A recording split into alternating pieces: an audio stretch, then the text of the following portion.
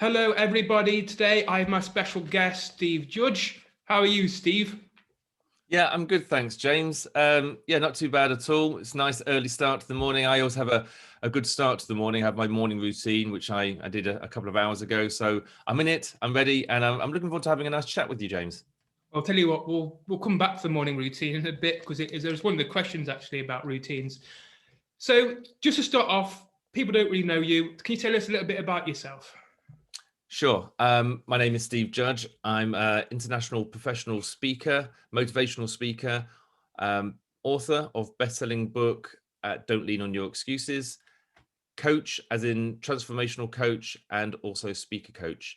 My journey that I talk about on the stage is very much about, um, I don't know. Do you want me to go through the whole thing from start to finish? Yeah, to start, I suppose you did a bit on you were an athlete. We'll start there and then build on.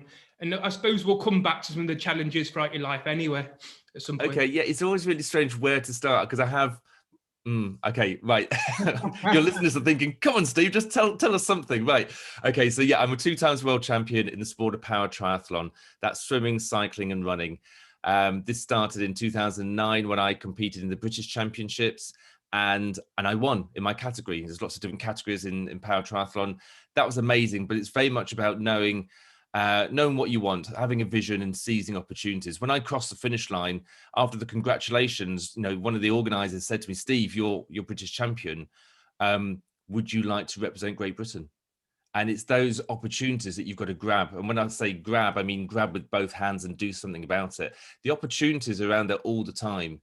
And it's about seeing them, hearing them, smelling them, just doing something with them as well. So I then set a new vision to become a European champion in the sport, which I set out and I achieved. And then I set even further goals to become world champion. That took me all the way out to Beijing in 2011, competing against athletes from around the world, and competed, swim, bike, run, cross the finish line as world champion. I did this again in 2012 over New Zealand. I retired from international competition in about 2014, and that's where I've set my new goals, new visions to give something back, to help people. My why is very much to help people, inspire others, and motivate many. I just want people to experience the happiness and fulfillment of achieving their true life goals. And there's a bit of twist on that. My passion, my why is also the fact that I get frustrated. I get very frustrated with people that don't achieve their self-actualization, that don't achieve things in their life. These are the people where when you say, "How are you?" How's work? And they go, "Yeah, work's work." How's your health? They go, "It's okay." How's your relationship? They go, "So." And I just think, what a shame. This is wrong. It should be brilliant. It should be fantastic, awesome. Why is it not those words? You do only get one life in this world. And I know that's a bit of a cliche, but from what I've been through, I've learned that. So when I see people that aren't fulfilling their true life potential, that frustrates me and I want to help them. So I'm always thinking about how I can help these people. Standing on a stage as a speaker, sharing my journey, that helps people, a lot of people. Great. To be honest, that might inspire and motivate people, but to help people, that's when the coaching really comes in. The workshops that I do, the goal setting, goal achieving workshops, I talk about finding out what your goal is, that thing that really makes you buzz, that thing that gets you excited inside, that fire inside you. And it's about finding out what that fire is and then stoking it every single day. So it's burning hot. So you want to do something. So you're jumping out of bed in the morning because you're passionate about this thing. That's your goal.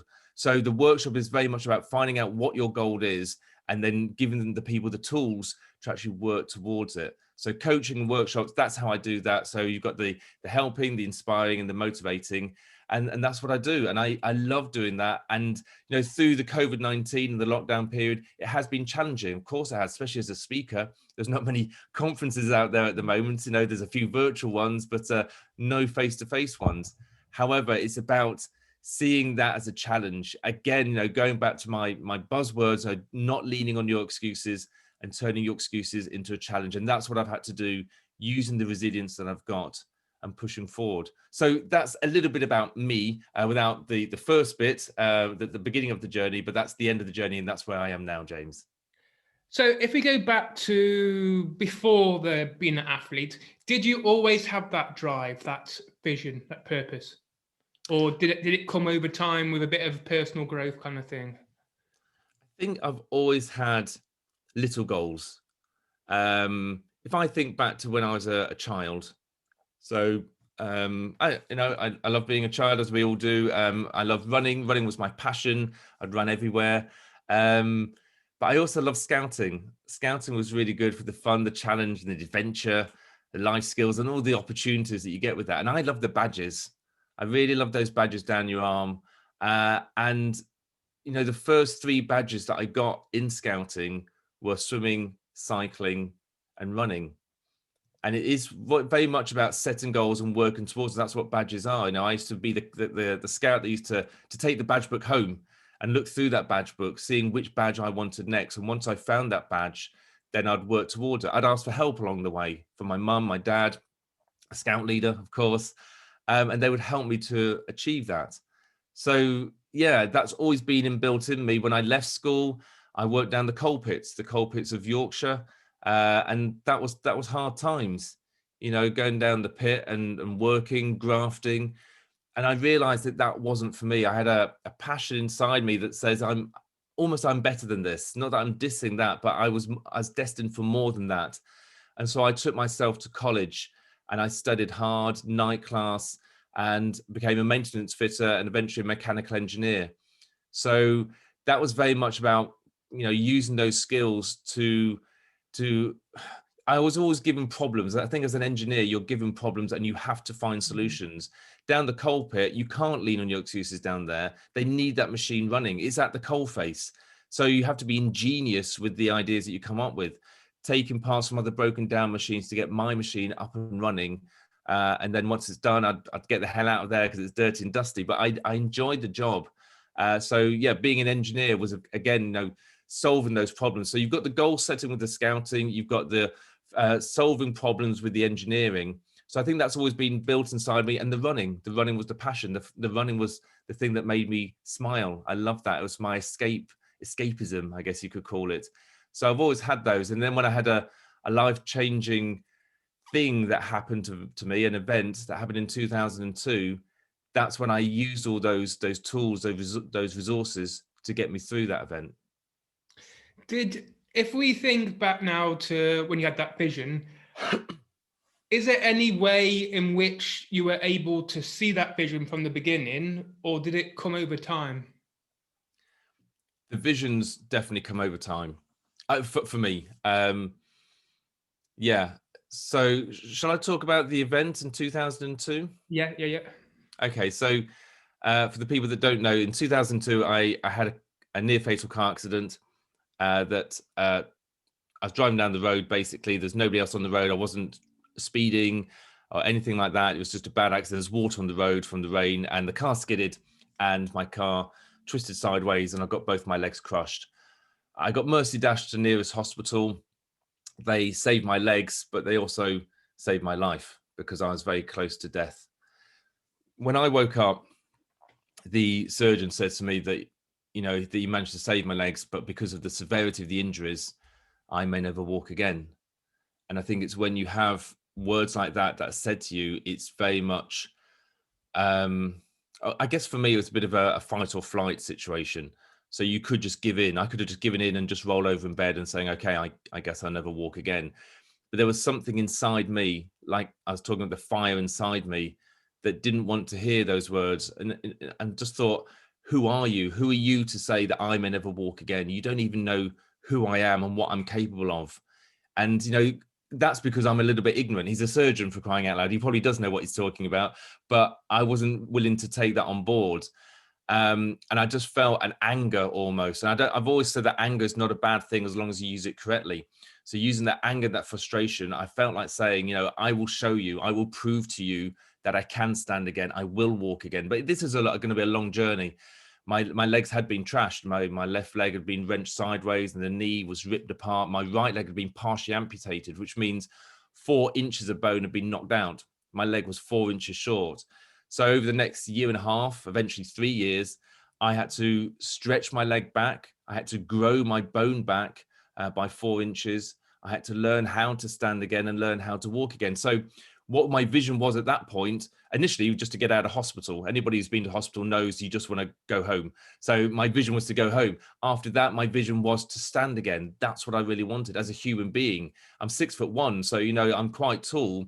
And suddenly I was just in a wheelchair, I was on crutches, and it's really, really hard to accept that. So I wouldn't accept it. I wouldn't accept that situation as the final thing. So yeah, that was my goal: stand again, walk again. When I did that, that's when I set new goals. I thought, right, I wanted to prove that the accident hadn't had a detrimental effect to my life. So what can I do? Let's think about what I can do rather than what I can't do.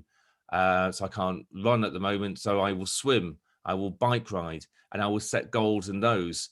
So swimming challenges for charity, bike rides for charity with the British Heart Foundation. And I realized that I could do them. After that, that's when I found Paratriathlon. And that's when they said, you know, Steve, can you run? And I said, not yet. I hadn't run for 7.5 years. It'd been taken and stolen. It'd been stolen from me. And now I had this goal to get it back.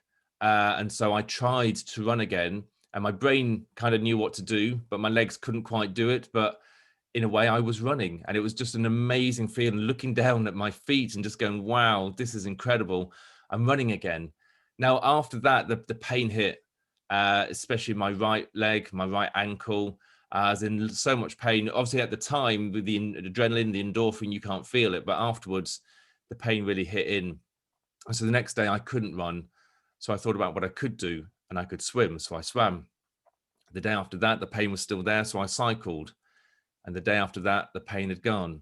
Well, subsided a little bit. So I ran again because I love to run. And that was my training montage: the swim, the bike, the run, leading up to my first paratriathlon.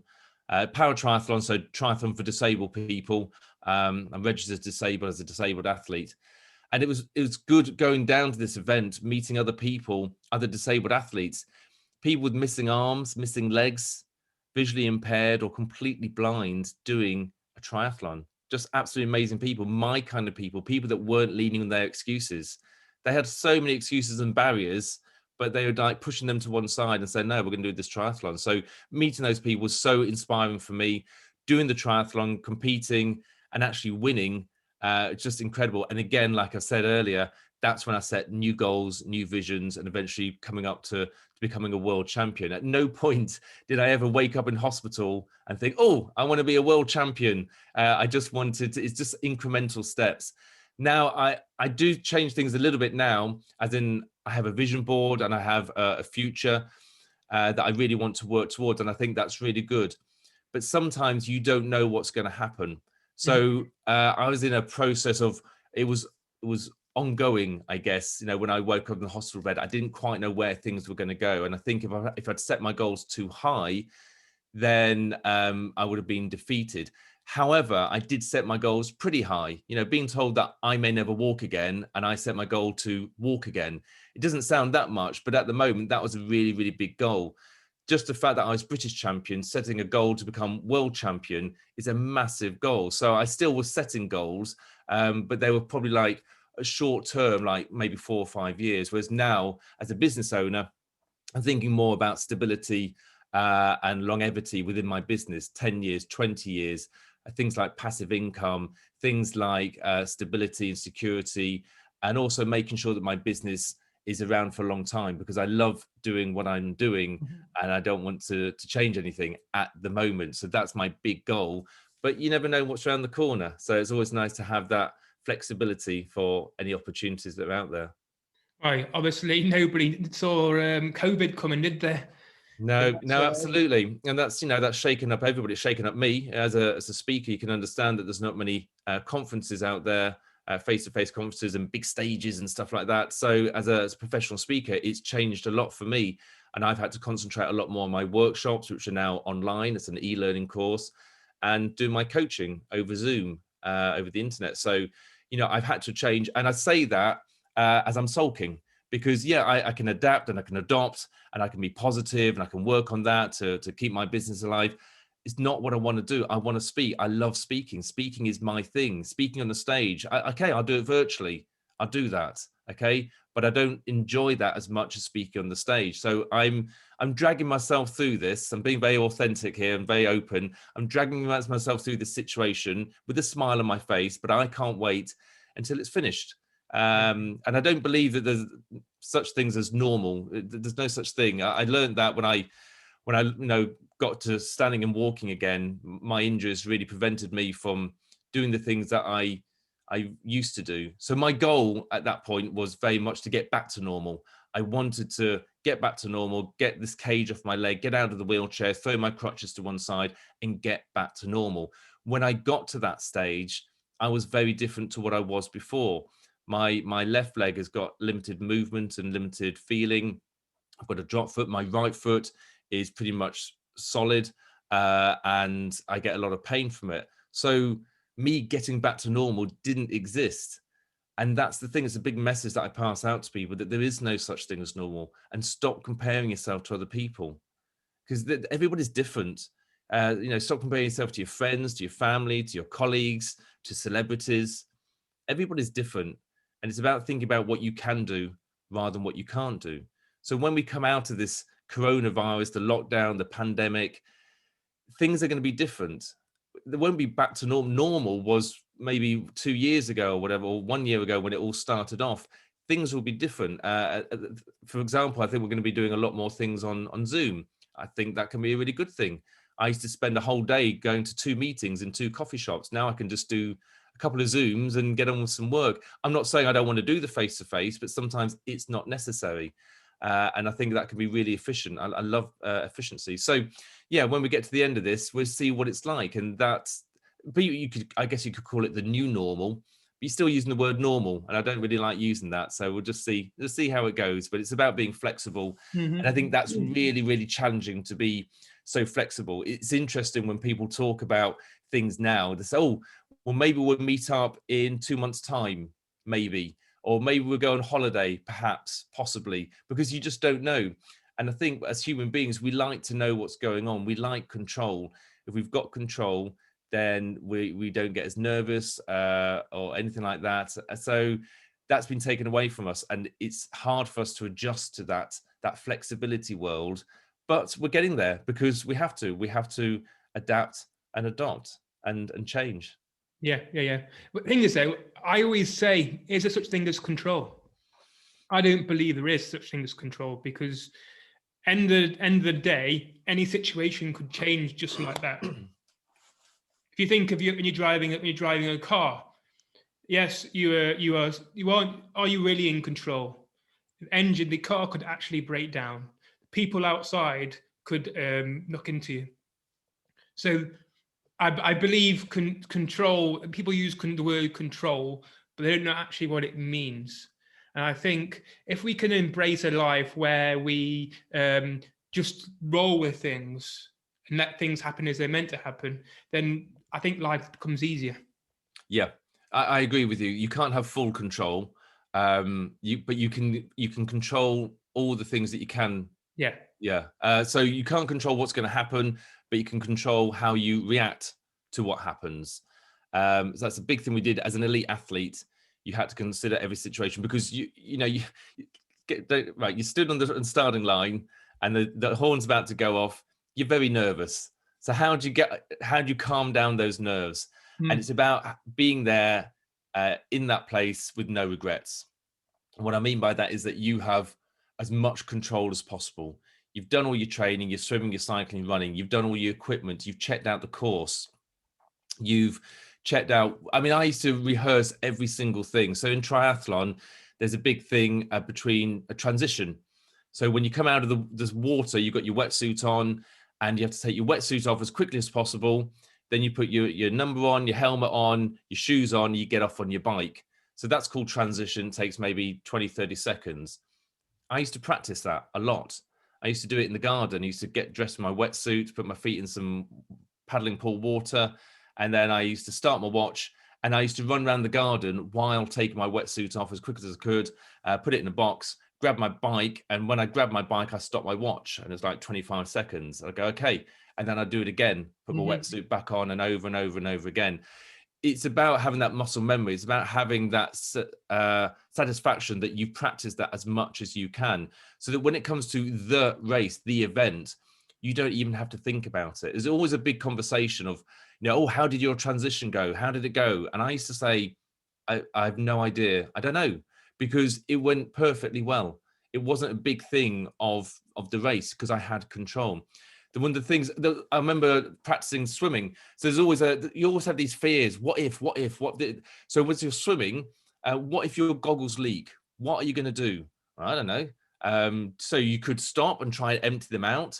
You could put them on your head. You could put them on your chin, or you could just throw them away. Try and swim without goggles. What do you do? So it's a thing that you're not in control of. And to say your goggles leak, as in you might get punched or kicked in the face. That's how what happens. So I used to practice that. I used to practice when I go swimming. I used to put some water in my goggles and try and do certain things. And I worked out that if I put them up my head, which would be the obvious thing, there was a stream, and it was actually worse swimming with your goggles on your head. If I tried to empty them and put them back on, sometimes that worked, but I lost so much time. And you're in a race trying to, beat the best of the best. The other one was put them around my neck, and that worked. And I'd end up, swimming the rest of the thing with no goggles, and I could do that. It wasn't as good, but that was the best option, either down by my chin or just rip them off and throw them away. I didn't really want to do that because they were my favorite goggles and they're like 20 pounds. So I used to put them down by the neck. I never, ever had to do that in a race, but I knew what to do when that happened. Yeah, okay. It's the same with cycling. What do you do when you get a puncture? What do you do when the chain comes off? Well, I don't know. Let's practice it. And the more you practice it in your training rides, the more confident you feel that if this happens in a race, I've got a little bit of control because I'm going to blitz it. I know what to do. So the more things you can practice, the more adversities you experience, the more challenges and changes, the better you use it. Well, probably about 8-10 years ago, I did a triathlon, the sprint triathlon at Hyde Park. And I remember jumping off the jetty into the actual lake, and I panicked, literally. I panicked. So I didn't practice in a natural, I should have practiced in a lake. Actually, I did practice, but it wasn't for long. And so I panicked, and I almost stopped automatically. But I said, come on, James, relax, calm down. And I ended up doing, rather than doing front crawl, I did a mixture of front crawl and breaststroke. I got me there because swimming probably was one of my worst events. So it got me there, did the transition, did the bike ride, did the run, everything was good. The bike ride, I caught up places, obviously lost the swimming, but yeah, it was enjoyable. It's the usual thing. And I was smiling when you said it because it's happened to a lot of people and they don't know why. And I'll tell you why, because one, you're nervous. We just talked about all of that. Two, you've got a wetsuit on, usually when you're going into open water, and the wetsuit is tight. It's pushing on your lungs. So it's quite hard to breathe sometimes with that. So you've got shortness of breath. Mm-hmm. You then jump into cold water. It's usually cold, especially in Britain. So that takes your breath away. So you've got nerves, tight lungs, and cold water. And then people say, I really struggle to breathe. You think, really? Who'd have thought? So yeah, it's about admitting that and realizing that those things are going to happen. It's going to happen. It's fine. You're not drowning. You're not suffocating. It's fine. And it's about having that control and knowing what's going on. But yeah, that's happened to some elite athletes, some friends of mine that, they said that happened to them. And again, it's about learning from their experiences as well about what's going on. That makes me feel better. Elite athletes, that's good. Let's go to your morning routine or your daily routine, should I say. What kind of things you do? Okay, so my morning routine starts off the night before, as in you've got to go to bed on time. You've got to get the sleep in. Sleep is so important. It's a tool. Sleeping is a tool that we all have, but a lot of us abuse. So you've got to get your circadian cycle right, 6 hours, 7.5 hours, whatever. So I go to bed at 10. I wake up at 5:30. I do, when I wake up, I practice Wugu.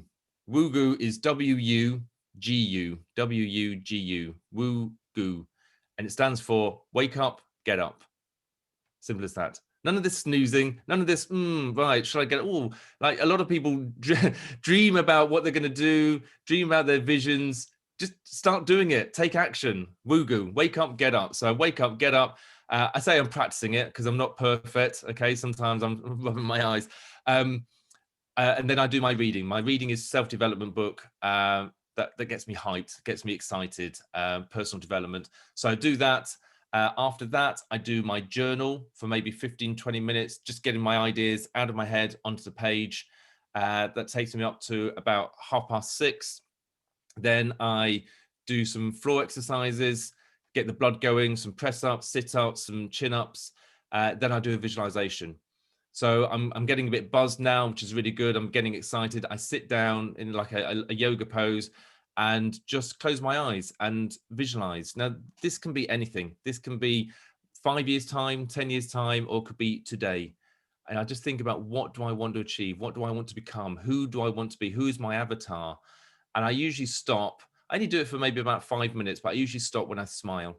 So when I've clicked on something that, if I do that, that will make me happy, or I like that image, I smile, I think, oh, right, that's it, time up. Then I go downstairs, go down to my row machine. I've got a Concept 2 row machine. It's in the conservatory. Jump on that, and I do 4,000 meters. I don't know why 4,000. Takes me about 20 minutes, hopefully less than 20 minutes. And again, I'll be open here. Sometimes I'm yawning when I'm sat on that. Sometimes I'm almost sulking with my woolly hat on, not really wanting to do it. But I know that if I keep doing it, the adrenaline, the endorphin will kick in. My rowing machine is very important. Let me try and list the reasons why it's so important. One, I get the exercise, so that's really good for fitness and health. Two, it's a gradual progression, so for me to wake up. I also have, I can zone out in the row machine, because you don't have to do much. You just go forwards and back, and look at the figures if I want, but sometimes I zone out. That is my meditation. I've tried meditation before. I just fall asleep. It doesn't work. And I'm kind of frustrated with that, because a lot of people do it and rave about it. I've tried it, didn't work. Rowing works for me. Running works for me. That's my meditation. I also have music on, music that I've chosen, a playlist.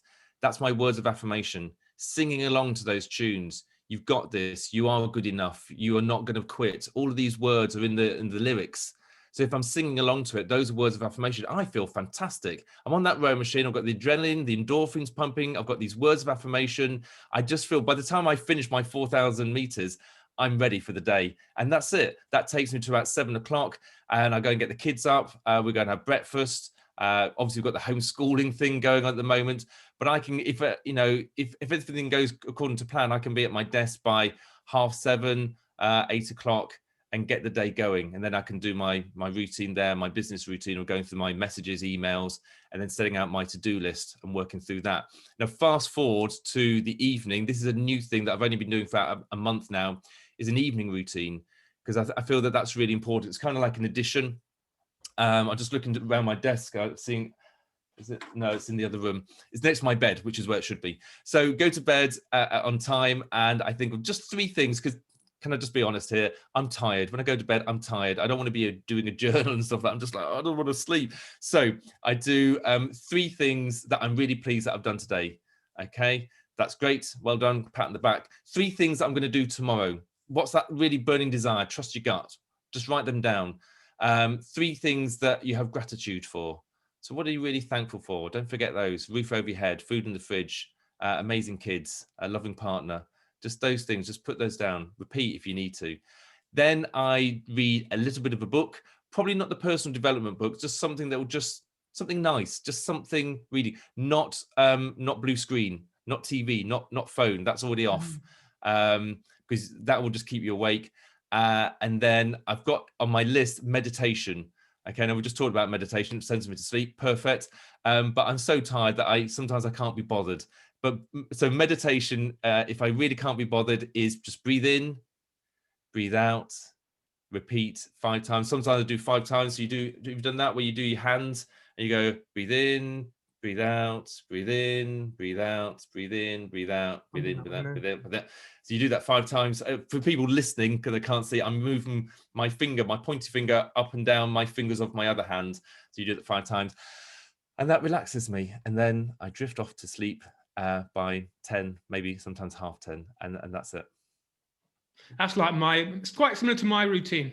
I do quite similar stuff to that, and yeah, I find sometimes what I was saying when I was doing this, when about the sleep, was I've bought myself a Aura ring.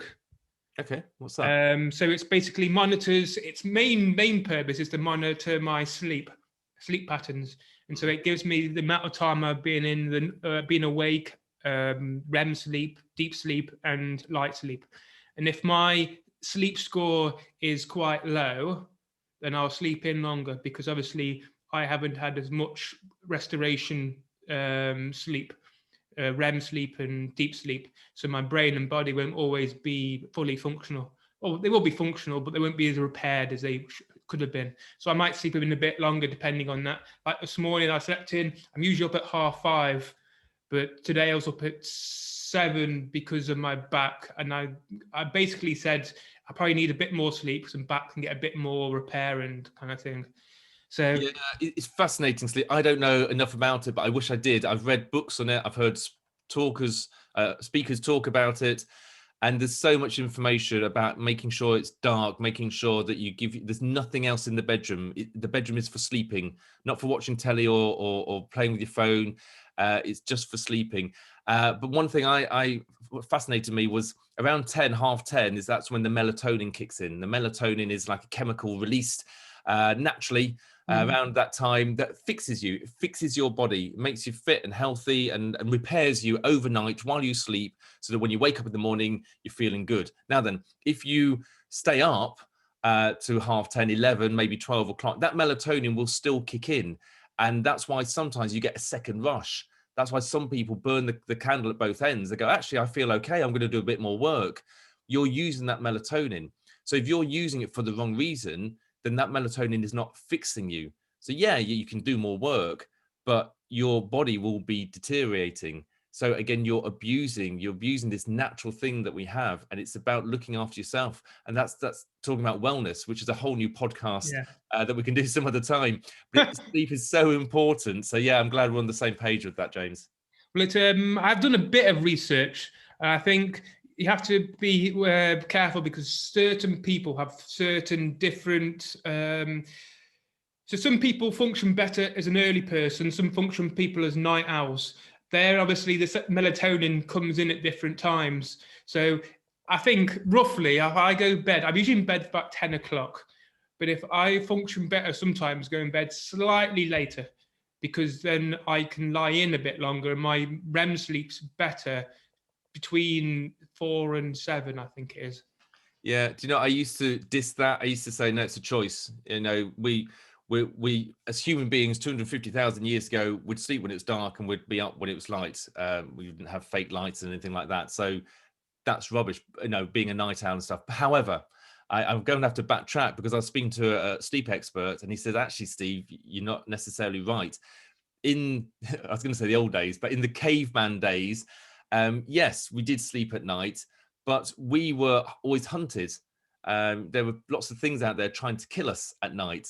So there were some human beings or cave people that would have to stay up at night to protect the cave. Mm-hmm. So it was actually in your DNA. I was like, I never really thought about it like that. So yeah, some people are programmed to be more of a night owl than a morning person. Don't use that as an excuse. If you are a night owl, fine, you still get the right amount of sleep. And if you're going to stay up late, make sure you're doing something constructive, not just watching telly, because you just move the barrier a little bit, or the goalpost. But yeah, so I have to accept that there are some people that are night owls. Find out what person you are. Don't lean on your excuses, but use that to your advantage. Out of interest, do you have any routine you do for a speaking event? Yeah, similar to what I did as an elite athlete. They're very similar. When you're lining up, competing with the top athletes of the world, you get very nervous. It's the same going onto a stage. You know, you're there in the wings of the backstage, and they're saying, and next live here on the stage is Steve Judge. And you're just like, oh my goodness. So yeah, my routine is very similar. And without going through the whole thing, and we talked about having control, as much control as you can. So arriving there early. oh, that makes me just like relax just saying that. Getting there early, checking out the tech, making sure everything is there, standing on the stage, walking on the stage. Does it creak? Is it okay? Where's the edge? Does the mic work? All of those things, getting a glass of water there on the stage. Don't even have to take it up there, get it there already. Check out every single thing that you can, a complete dress rehearsal if you can. And then just before is the visualization. So the visualization, let me talk about being an elite athlete and it would just transfer. So as an elite athlete, I used to like maybe an hour before I had to go down and get ready to start the race. I'd go and find a park. I'd do some yoga, feel good about myself, strength and conditioning. So the endorphins were rushing through my body. I was nervous. I was hyped. That you could hear the tannoy system in the background. Everybody's getting excited, and I'd zone out. I'd then do some breathing exercises. And then I put my ear pods in, listen to some relaxing music. I did some Tai Chi as well. Tai Chi was amazing, made me feel really powerful. And then I'd visualize the race. This is the point. So I'd visualize me getting my kit on, putting my wetsuit on, putting the goggles in, and then sinking into the water. As I did that, I could actually feel the water around me, and I could feel my heart being, pumping really hard, but I was okay. And then I'd hear the horn go off, and I'd swim as fast as I could. And I was, the thing is, when you're doing a visualization, nothing goes wrong. You are in complete control for once. You don't get kicked, you don't get punched, your goggles don't leak. You come out of the swim and you're winning. And then you get on your bike and you get your wetsuit off, no problem at all. You get on your bike, the helmet on the right way round, the shoes on the right feet, and you go off. You don't get a puncture. Your chain doesn't come off. It's amazing. You can feel the wind in your hairs. You park your bike, you get onto the run, you put your trainers on, you sprint off, and you can feel, again, your heart beating, your lungs, the wind, and you're running as fast as you can. You can hear the crowd cheering you, and it's just such an amazing feeling. This is all a visualization, and you cross the finish line, and you just punch the air, and everything is perfect, full control, full perfection. Why not? It's your visualization. And I used to almost wake up from this visualization, which took about 20 minutes, smiling, going, wow, that was awesome. That was a rush. I'd then go straight down to the start line. I'd get ready. People used to see me and say, Steve, well, what are you smiling about? I said, well, I've just done the race. It was awesome. I want to do it again. And they're like, okay, yeah, I think Steve's lost it here. But I was smiling. They were nervous. And my smile used to make them feel even more nervous. That's a competitive edge. You're always looking to how you can perform to your best. Now, transfer that into being a speaker. That's what I do. I go find somewhere dark, out of the way. I visualize the whole perfection of going onto the stage, of doing my keynote, of people clapping, of people smiling at the right bits and being solemn at the right bits, and laughing at my funny jokes, and all of this. I just visualize it all going absolutely perfectly well. And then I finish it and I get a standing ovation, and I open my eyes and go, that was awesome. I want to go and do that now. And then I go onto the stage. So that's a snippet of my preparation, I guess, and my routine for speaking on the stage. That's similar to one of my friends, Carge, who used to be a GB gymnastics, and he used to before the event he would visualize it all, and he would visualize also if he was to make a mistake on something, and then he'll correct it. So then when he was up there, he knew what to do. Yeah, I got the idea from a documentary I watched probably 20, 30 years ago, and it's about gymnastics. And this gymnast was trying to get this on the bars, trying to get it right. They couldn't get it right. So the coach had got them to sit down and visualize it for like 5-10 minutes in their head. And then they got up and did it perfectly. And they said, if you do the visualization correctly, you can grow your body, your physique, your muscles, your brain will react to that. And I'm just thinking, this blows my mind. I don't really understand all of this, but I'm going to do it. And that's what I did. And it works for me. And it makes me feel good. Like we're talking about control, it gives me full control in that visualization. What happens out there in the field, well, who knows? You might get a heckler in the crowd, or the tech might not work, or the power might come down, which it has done before. And you control those things as best you can. But why fear the things that haven't even happened? That is the thing, because you're just dragging yourself down. And this is what a lot of people do. They bring themselves down. They think about the negative all the time. And I'm not saying I've got my head in the clouds all the time, but I have a little bit. I don't listen to the news. I don't really know what's going on all the time. That's why I'm smiling most of the time. But I get on with my life. I get on with where I live, in my house, my village, and that keeps me happy. Yeah. and then I can move forward with that. Was there ever, or is there ever a time when you struggle to take action? Oh, crikey. Yeah, probably loads of times. I'm not perfect.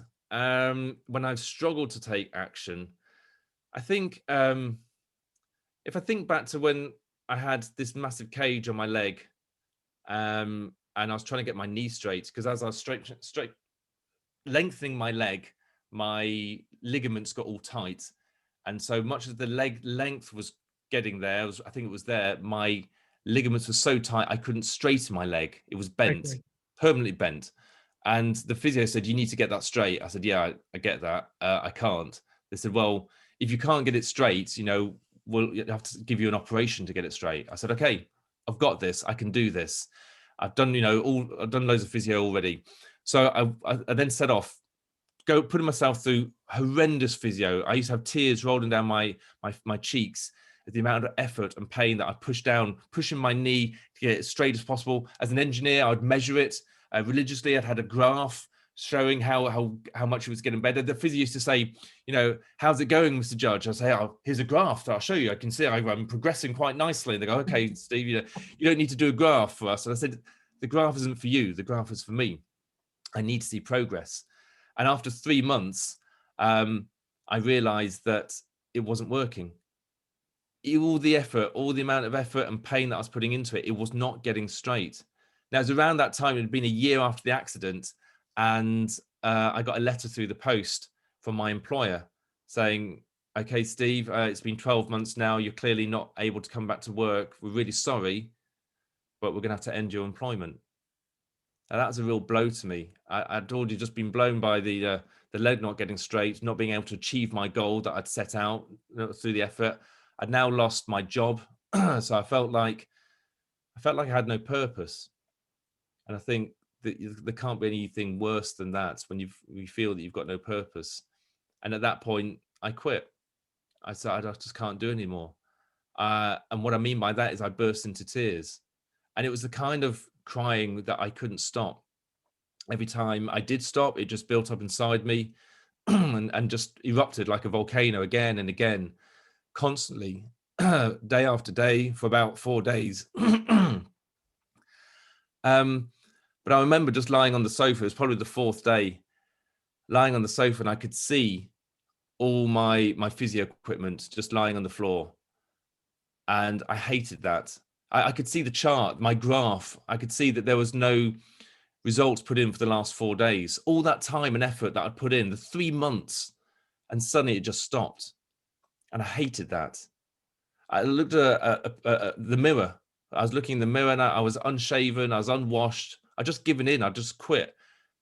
And I hated who I'd become. I just knew that I was better than this. And I didn't want to be where I was.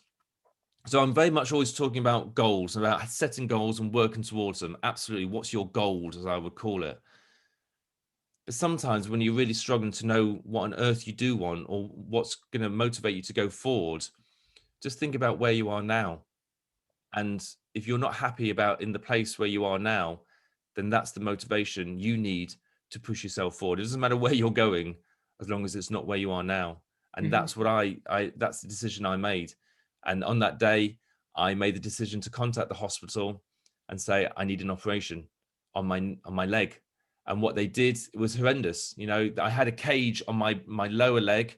They put a cage on my upper leg, and then they put connecting bars between them. And it was going to be my responsibility and my job with spanners to twist those bolts day after day, slowly straightening my leg bit by bit. It was like hell on earth for the next 7 weeks. But after that, the cage came off. And after that, I did loads of physio. And after like a couple of months, my leg got straight again. The thing is that having a straight leg was so important, because if you don't have a straight leg, you walk with a limp. If you walk with a limp, you're going to wear out your joints, your back, your knee, everything. You wouldn't be able to walk or run properly at all. You need a straight leg. Again, something we all take for granted. I knew how important it was. And so that's what I need to do. So yeah, I think there's been times when, you just feel you can't do anymore. You got to think about why you're doing this in the first place. And like I said, if it's not something you're striving towards, it's something that you're running away from. Yeah. Whatever works in those situations. That sounds like the medieval torture equipment. You know, they're just doing this and you're like, ah. Yep, that's pretty much what it was. That was my life for about a year and a half. It was it was absolutely horrendous, inflicting pain on myself to reach my goal. It suddenly makes things a lot easier. I'm sat here in my nice cushy office working towards my business goals. There's no comparison to twisting bolts and inflicting pain on myself. So if I can do that, I'm pretty sure I can do this. COVID-19, yeah, it's a cinch. Yeah, give me the information. Oh my goodness, yeah. I mean, to be honest, when I was writing my autobiography, because that's a goal that I set myself, was writing my autobiography. That's called "Don't Lean on Your Excuses." Surprisingly enough, I had to take myself back to those times to write it. I had to put myself back in that place. I had to think about how much pain I was in, and it's really, really strange because your brain has almost deleted them. It's kind of put those memories in a box and buried the box deep, so you never have to relive them. That's how it protects you. Thank you very much. I had to dig down deep, open that box, relive those moments. So there was times when I was typing my autobiography, I was typing on the keyboard, and I had tears rolling down my cheeks because I was putting myself back in that situation. It was horrible. Not necessarily the pain, but the emotion that I was feeling, or the excitement of doing the race. And I got really excited, and I'm typing away as I'm trying to explain how I felt as I'm running down the home straight, you know, and the finish line in front of me. So there's highs and there's lows. And my book coach that I had, she said, just be careful. Be careful, Steve, that when you take yourself back to those situations, the negative ones, that when you finish typing, you remind yourself that that's in the past and that you've moved on now and that you're now in the present, because otherwise you will mess your mind up so much and you'll be, you know, twisted. So yeah, I had to remind myself that everything's okay now. It's all good. You know, I've moved on from that. But yeah, it was very emotional doing my autobiography, but I've had some great feedback. I've had a lot of good feedback, to be honest, saying how authentic it is, how moving, how personal it is. So personal that it's even got a playlist at the front, a music playlist that I recommend people to listen to while they're reading each chapter, because music is so important to me. Can you tell us 1 to 3 things which helped you to improve your self-confidence and self-belief? Where everybody has to think. Yeah, well, I think, okay, the first one would be my visualization. It's a massive one. For me to believe in myself, I have a visualization. I visualize what I'm capable of, my avatar. Who do I want to be? What is that person? And that kind of encompasses everything. I then think about what I've mentioned already. I think about what I can do, what I can't do. I'm amazing at so many things. I'm also terrible at many more other things, but I don't think about those. No. I think about the things I'm amazing at. And why not? Think about what you can do rather than what you can't do. Everybody's got skills, so let's concentrate on those. And then the big one really is living life with no regrets. And what I mean by that is thinking about how you're going to feel at the end of it. So in the summer, I go swimming in the lake, and I love that. I love swimming in the lake. However, when I wake up, let's say it's May, June, and it's nice and warm in bed, I'm thinking, so I'm going to get up, cycle, and go and jump in a lake. Not too sure if I really fancy doing that. So I think about what I'm going to feeling like as I come out of the lake, and I know that I will be smiling from ear to ear. I love in the lake when you've got the swans, the ducks, the blue sky. You've got this sense of freedom. You've got no lane swimming up and down, up and down. You can go around the buoys, but you've got that sense of anything's possible. You've got, you know, the freedom and the feeling. So I love that, and I remind myself of that. And if I want that, if I want to be walking out of that lake with a big smile, I'm going to have to get out of bed and do it. I'm going to have to make sure I've got no regrets. And I do that every single day with all my activities, so that when my head hits the pillow at the end of the day, I can ask myself, any regrets, Steve? And it's a question. It's a question that only you can answer. So I say, no, I think it's been a good day. It's been a good day. I've done all the jobs. Sometimes I say, I didn't do all those jobs because I got distracted. That's not so good. Okay, don't worry. We can work on that the next day. Or some days you might go, well, I didn't do all that work because I was helping my kids with their schoolwork because we're homeschooling. And I go, well, do you regret that? And I go, no, I don't regret that. Okay, so you didn't get all the stuff done that you wanted to, but you still got no regrets. Only you can answer that no regrets question. So I ask myself that at the end of each day. I like that. So it's good. What 1 to 3 things helps you to master your taking action? My routine. My routine is amazing. My routine dragged me through COVID-19 last year. My goodness me, I had some very low days, waking up, and I just thought, just do the routine, Steve. Just do the routine. And I must admit, sometimes I didn't spend as much time on it, but I still did a bit of reading, a bit of visualization, a bit of rowing. Keep the routine. So that is so important. My vision boards, which I've got, I can look at it now. It's not necessarily just the pictures that I've got there, but it's also the goals that I've got that always reminds me, that helped me to take action. Oh, I've mentioned it already. Music. Oh my goodness, so important for me. And I'm not sure how everybody else feels about it, but if they feel differently, they're wrong. Music's awesome. So find the music that really helps you.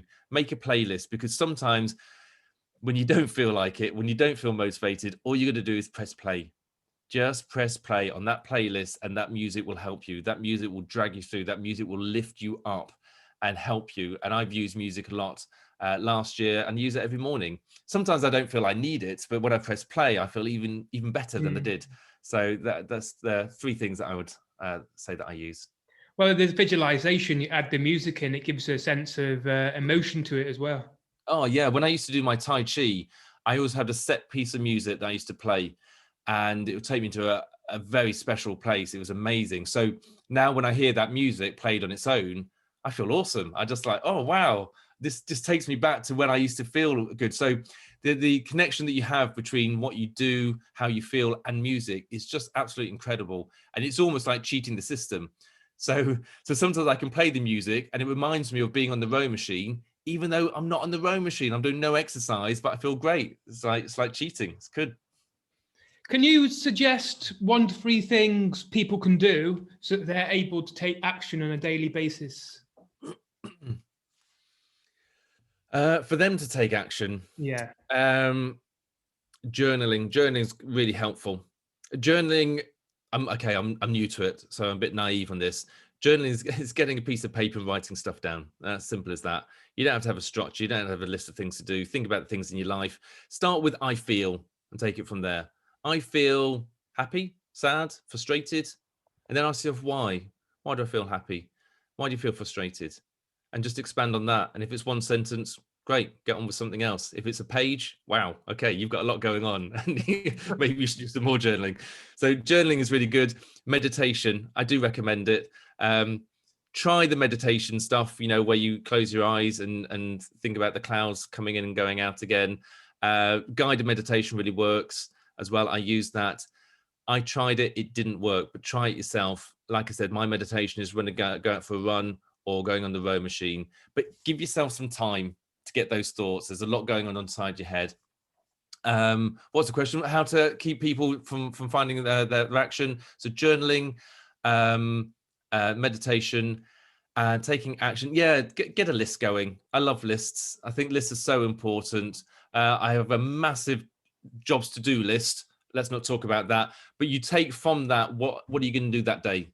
Just cut it down to 5 things, maybe 3 things that you're going to do that day. 3 things that will take you towards your goal, your goal, that thing that's really important, your goal, your opportunity, your love, your desire, your dream.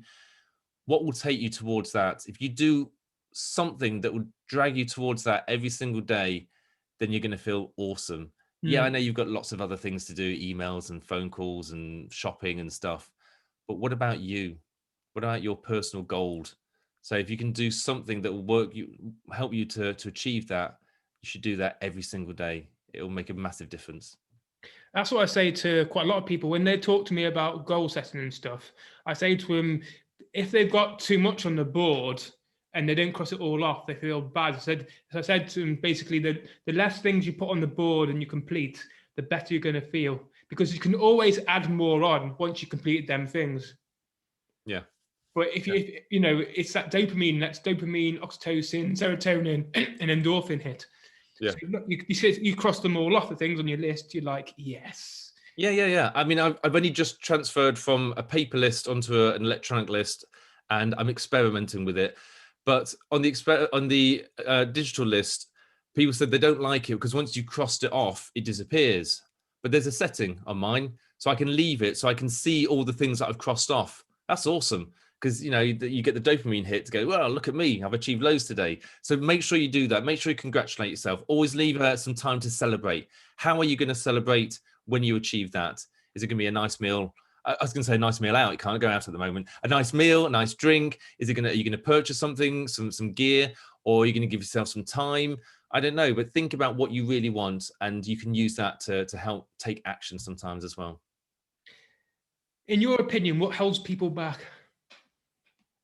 Okay, so the obvious answer is limiting belief, as in, oh, I'm not good enough, I will never achieve that. It's fair enough. The visualization will sort that out.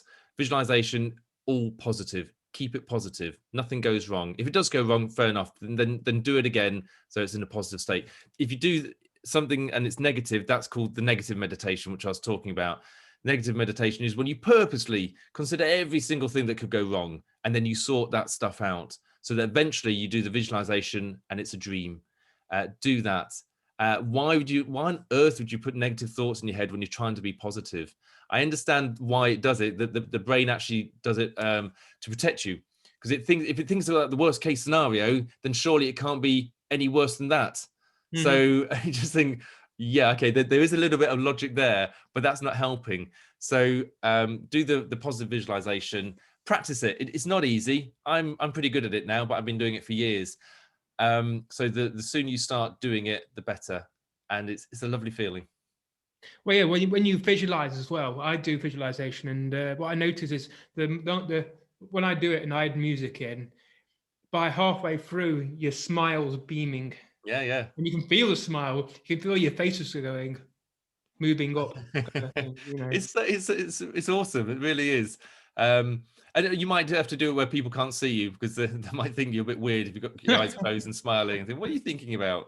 I'm thinking about me and how amazing I am. I'm awesome. So yeah, you might have to do it behind closed doors. I want you to imagine, obviously you probably don't have to imagine this, you're in front of 1,000 people and they have all the knowledge and the expertise, but they just can't take the action. What piece of advice do you give to them? So they've got all the knowledge and the expertise and they just can't take action. Oh God, that's so frustrating. just get on with it. Just right.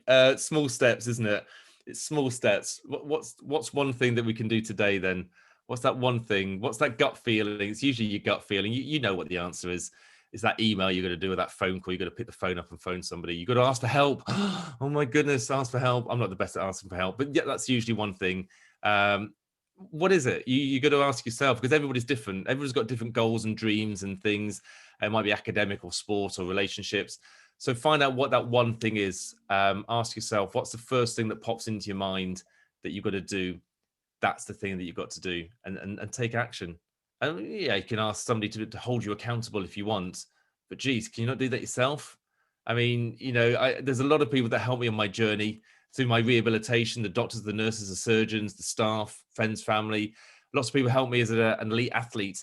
Again, my coaches, swim, bike, run coach, transformational coach, nutritionist, as a speaker. People have helped me on my journey here, listen to people, advice. But the biggest person that I thank, the biggest person that's helped me the most is me. Mm-hmm. My goodness me. I was the one that set my alarm in the morning. I was the one that made my sandwiches. I was the one that dragged myself out of bed and went swimming early in the morning before work. I took myself out for a run at lunchtime. I went cycling late at night on the treadmill. I did those things. Now I'm the one that's getting up early, working on my business, working hard, writing down my goals. There were people that helped me. I have a business coach, an amazing business coach called Rob Pickering, and he's awesome. And he helps me, but I have to do the work. So do it. So if you need somebody to hold you accountable, fair enough, do that. But a lot of it is got to be you. So what helps you to hold yourself accountable? Is it doing a list, a vision board, a jobs to do? I don't know. Or is it just looking in the mirror and saying, right, come on, let's crack on now. Let's do something. Take action. It's a big thing that people don't do. They do all the planning. They do all the procrastination. Take action now. Just do something. Do one thing every day that will take you towards your goal. Because when you look back on it, you're just going to feel awesome. And that's exactly how it should be, just like your visualization. That's one step every day for a year. That's 365 steps. Mm. How close are you towards your goal, kind of thing? Totally. Just by doing that. So if you have something coming up, you just found out you got something massive coming up, I don't know what. What's the first thing you do? I get nervous. My stomach just went then, thinking, "Oh my goodness, what's this big thing?" So you can't help but get nervous. So I think, yeah, once you've got nervous because it's a big, massive thing, I think the first thing would be the visualization. I've mentioned that a lot during this podcast, but it's so important. Right? Let's think about it perfectly first. As it calm down, calm the hell down. It's going to be okay. It's going to be fine. And then let's do another visualization, do the neg med, the negative meditation, thinking about what could go wrong, as in, what do I need to do for this big event then? Right, okay, I need to do this, and let's get a list going. Let's do this. These are all the things I've got to do. If I do those things on the list, it's going to be perfect. It's going to be absolutely amazing, just like my positive visualization. So that's what I would do. Work out what on earth I need to do to make sure it's all going to go well. And that's it. Then you're more in control, and that will make you feel relaxed. That's what control is. It's giving you the confidence and the assertiveness that you need. Thank you very much, Steve. If there's anybody who wants to get in touch with you, how can they get in contact? Okay, so I've got a website, so you can go on the website. There's a contact page there. The website is www.steve-judge.co.uk. However, social media might be the easiest one. I'm everywhere. So LinkedIn, Facebook, Instagram, YouTube, Twitter as well. So there really are no excuses to get in contact with me. If you are interested, just say that you've heard the podcast, say that you like or dislike what I say. Let's have a chat. If you want to book an appointment, then let's do that. Let's have a chat first. But yeah, there's no reasons why you can't come and contact me, and I would love that. I'm here about helping people, inspiring and motivating. So if you're one of those people, then let's do it. Let's have a chat. Thank you very much, Steve. No problem.